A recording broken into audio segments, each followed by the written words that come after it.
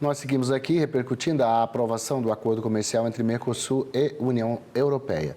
Agora eu converso com o sócio-diretor da Biomarket, o José Luiz Tejon, que já está aqui do nosso lado. José Luiz, obrigado por estar aqui com a gente. Bem-vindo, boa semana. Bem-vindo também você, Valteno, todos os nossos telespectadores. Prazer, estamos juntos aqui, comentando aqui esse acordo União Europeia-Mercosul, Valteno. Demorou, mas saiu, né? Claro que depende de muitas... Sim, tem um protocolo a ser seguido ainda, tem que passar pela aprovação do Parlamento Europeu e dos países que integram esses dois blocos, mas, de qualquer forma, foi um grande avanço. E eu queria que você focasse no agro. O que representa, a gente que está aqui no canal, para o agro brasileiro, esse acordo, Tejon? Bom, principalmente quando falamos de agricultor, uma coisa muito importante, qual é o maior cliente do agricultor brasileiro? É a indústria de alimentos e bebidas. Agora mesmo tivemos aí uma ótima matéria com Santin. O setor agroindustrial brasileiro. Qual é o maior cliente do agricultor europeu? É o setor agroindustrial europeu. Então, o que acontece, que a gente tem comentado aqui com você, já de algum tempo, essa necessidade do acordo União Europeia e Mercosul, tirando aí os aspectos geopolíticos, tarifaços de Trump, bota isso de lado, é uma necessidade do setor industrial, porque o setor industrial precisa de suprimentos em qualidade, em volume, em custo, em sustentabilidade, para planejamentos de suprimentos estratégicos de médio e de longo prazo. Então, como o próprio Santin acabou de nos enfatizar nessa matéria extraordinária com ele agora aí, o setor da indústria de alimento e de bebidas, o setor que processa, precisa muito desse acordo. Então, quando conversamos aqui no Brasil, da mesma forma, Valteno, eu conversei com o João Dornelas, presidente da ABIA, Associação Brasileira da Indústria de Alimentos e Bebidas, agora, nesse final de semana, perguntando qual é a visão do setor da indústria de alimentos e bebidas do Brasil. Ele me falou, olha, nós representamos 62% de tudo que o agricultor brasileiro produz. Nós somos o cliente. Então, estamos falando do maior cliente da agropecuária brasileira. É a indústria de alimentos e bebidas.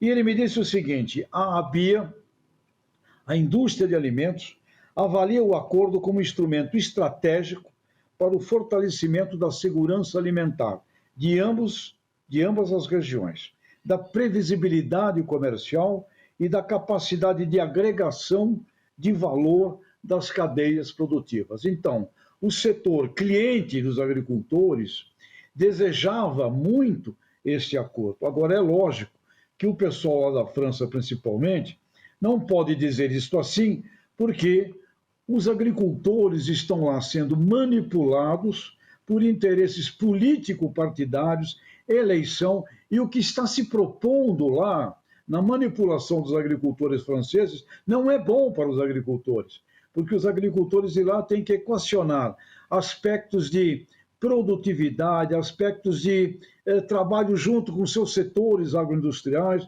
e como é que os seus clientes europeus, os clientes dos agricultores, como é que eles vão crescer?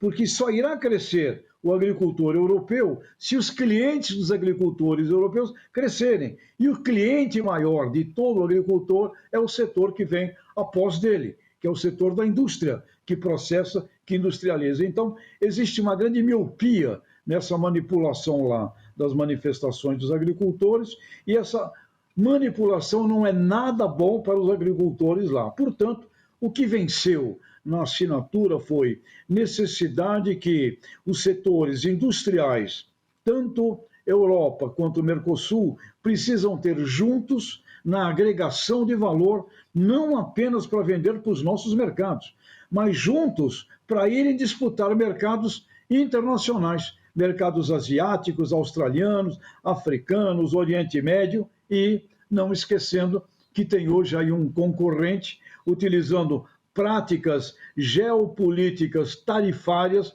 que é o Mr. Trump, que sem dúvida alguma auxiliou muito na assinatura desse contrato. Então eu trago aqui, Balteno, os nossos telespectadores, a importância estratégica muito grande do setor que vem após a porteira das fazendas dos agricultores, que é o setor agroindustrial. E o João Dornelas, da ABIA, ele me disse aqui o seguinte: olha, o setor de alimentos e bebidas a curto prazo vai crescer 1, 2%, a longo prazo vai crescer 6 a 8%, e nós, Brasil, que somos o maior vendedor de alimentos industrializados do mundo, número 1, em volume, precisamos agora partir para a agregação de valor. Então, eu vejo muita oportunidade em industrialização, não só de grandes indústrias, mas de pequenas, de cooperativas, em muitos produtos tropicais, produtos da Amazônia.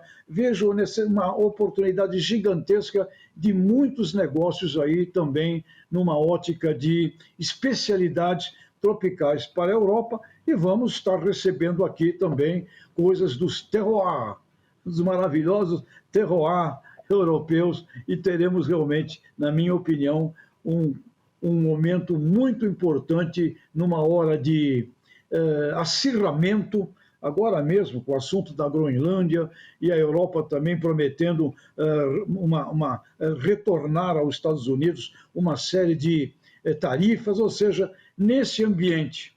É um momento muito positivo aqui para o Mercosul, para o Brasil, para a Europa, não apenas olhando entre nós, mas juntos olhar mercados aí de fora, indianos, asiáticos, africanos, América Latina como um todo, oportunidades de comércio além da área que foi definida nesse acordo de livre comércio. Vai ter encrenca, vai ter parlamento, vai ter discussão política, vai ter muita confusão ainda, porém foi assinado o acordo e principalmente os setores industriais já estão se organizando além e acima do referendo do acordo com os aspectos dos parlamentos europeus e aqui também da América do Sul. Balteno, é um momento importantíssimo para todos nós. Citou o Santin, que é um grande líder de um setor importante, que é o de proteína animal. Antes, eu não sei se você tinha visto, entrou o Guilherme Coelho, da Abrafrutas, também falando do potencial. A Europa não produz manga. A manga é a fruta mais exportada do Brasil. Depois ele estava dizendo do melão, falou que o limão agora também está muito bem. Então, assim, e esses frutos não tem lá. Então, essa questão da indústria eu acho muito importante. Talvez, Tejon, a gente tenha que intensificar um trabalho diplomático e também de missões comerciais para convencer mais nesse processo de aprovação lá, tá mais viajando, para convencer que existe mercado para todo mundo e que nós somos bons, né? Que aqui nós... eu sempre falo para o presidente da Abrafrutas e também para o pessoal das bananas, e assim, nós temos bananas? Aí ele, não, Valteno, nós temos qualidade. E é isso que torna o nosso produto reconhecido e valorizado lá fora, e a gente abre tantos mercados. Então, eu acho que talvez agora seja uma próxima etapa para convencer essas cadeias que ainda são resistentes.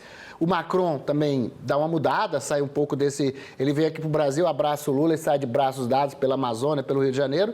Entender que isso é bom para todo mundo, né? Não há dúvida alguma. E como eu salientei, eu dou aula na França já há 10 anos e participo do Salão de Agricultura. Há 2 anos atrás eu vi manifestações com polícia, briga em frente ao Salão da Agricultura dos agricultores ali, de grupos de agricultores. Atenção, não generalize, não são todos, são grupos. E o que eu vi pessoalmente, inclusive ali no meio das encrencas, conversando com eles, eu vi o seguinte: manipulação política partidária objetivando votos, colocando os agricultores ao lado de partidos políticos, e nesse caso, Valteno, o Macron não podia ficar dizendo o contrário do que ele disse, não. porque a pressão ali popular, a população francesa ama os seus agricultores, o que é muito bonito, o que é, inclusive, muito legal. Agora, sem dúvida alguma, é manipulação. Por quê? Os problemas dos produtores franceses têm que ser resolvidos dentro do sistema de agribusiness da França. E é muito importante olhar isto. 20% do PIB francês é o sistema de agronegócio. A indústria, o comércio, serviços e agropecuária. A agropecuária francesa é menos de 2% do PIB da França. Então, o problema dos agricultores franceses é com a França, não é com o resto do mundo, e isso está sendo usado, botando culpa em gente de fora. E eu ouvi lá, Valteno, quando estava lá no meio dessa encrenca, manifestações não contra o Brasil apenas, manifestações contra a Ucrânia. Barreira na fronteira para não receber produtos da Ucrânia. Briga porque o produtor de leite da Holanda tem uma vantagem maior do que a minha.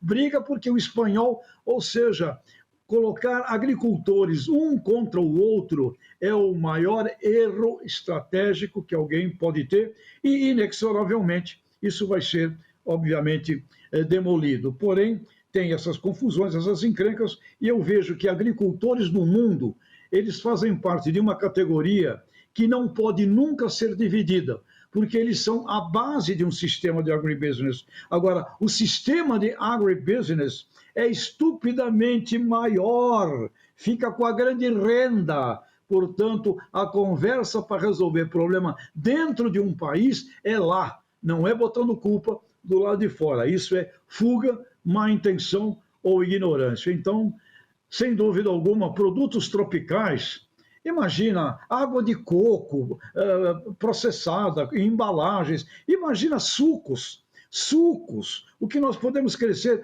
ainda em suco de laranja, no consumo, ainda em café, as oportunidades são gigantescas e deles também, não só com o Mercosul, mas junto com o Mercosul, objetivando, por exemplo, a América Latina, o próprio mercado dos Estados Unidos, do Canadá, além da chegada num consumidor que está mudando, Valteno.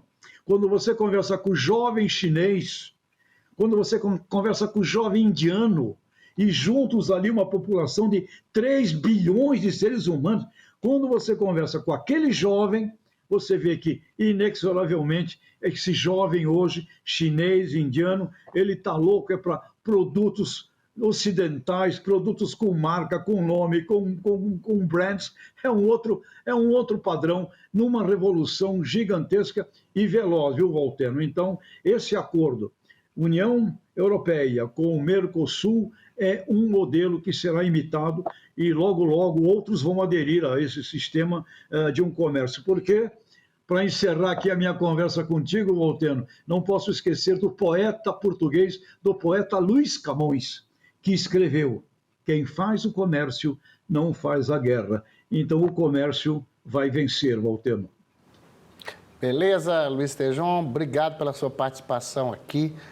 Vamos torcer para que o mais rápido possível o tratado entre plenamente em vigor e a gente possa consumir um bom vinho francês e eles possam consumir a nossa boa carne, a nossa boa proteína animal a preços que sejam acessíveis à maioria das populações. Obrigado. E a banana, Valteno, a banana mais gostosa do mundo, hein? E aqui um abraço ao meu amigo Guilherme da Abrafrutas, a nossa banana também. Tchau. Abraço.